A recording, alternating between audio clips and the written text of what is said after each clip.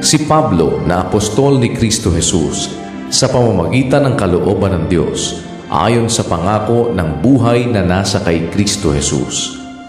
Kay Timoteo na aking minamahal na anak, biyaya, kaawaan, kapayapaan nawang mula sa Diyos Ama at kay Kristo Jesus na Panginoon natin.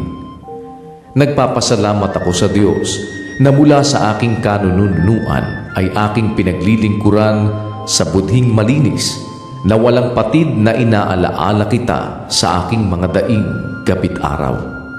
Na kinasasabikan kong makita kita na inaalaala ang iyong mga pagluha upang ako'y mapuspos ng kagalakan. Na inaalaala ko ang pananampalatayang hindi pa kunwari na nasa iyo, na namalagi muna kay Loida na iyong lelang at kay Eunice na iyong ina, at ako'y naniniwalang lubos na nasa iyo rin naman. Dahil dito ay ipinaaalaala ko sa iyo na paningasin mo ang kaloob ng Diyos na nasa iyo sa pamamagitan ng pagpapatong ng aking mga kamay.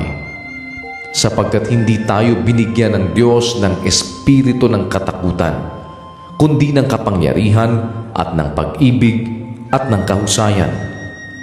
Huwag mo ngang ikahiya ang pagpapatotoo sa ating Panginoon.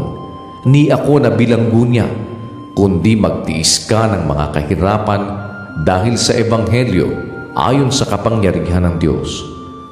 Na siyang sa atin ay nagligtas at sa atin ay tumawag ng isang banal na pagtawag, hindi ayon sa ating mga gawa, kundi ayon sa kanyang sariling akala at biyaya na ibinigay sa atin kay Kristo Jesus buhat pa ng mga panahong walang hanggan.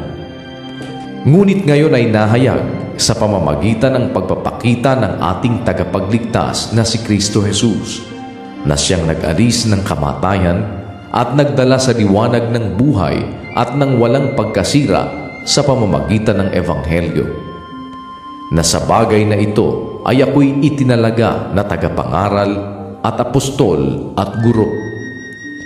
Dahil dito'y nagtiis din ako ng mga bagay na ito, gayon may hindi ako nahihiya, sapagkat nakikilala ko yaong aking sinampalatayanan at lubos akong naniniwalang siya'y makapag-iingat ng aking ipinagkatiwala sa kanya hanggang sa araw na yaon.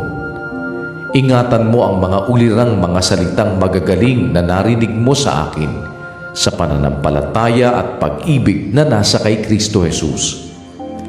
Yaong mabuting bagay na ipinagkatiwala sa iyo ay ingatan mo sa pamamagitan ng Espiritu Santo na nananahan sa atin. Ito'y nalalaman mo na nagsihiwalay sa akin ang lahat ng nangasa Asya, na sa mga yaon ay si Figelio at si Hermogenes. Pagkalooban nawa ng Panginoon ng habag ang sangbahayan ni Onesiforo, sapagkat madalas niya akong pinaginhawa at hindi ikinahiya ang aking tanikala.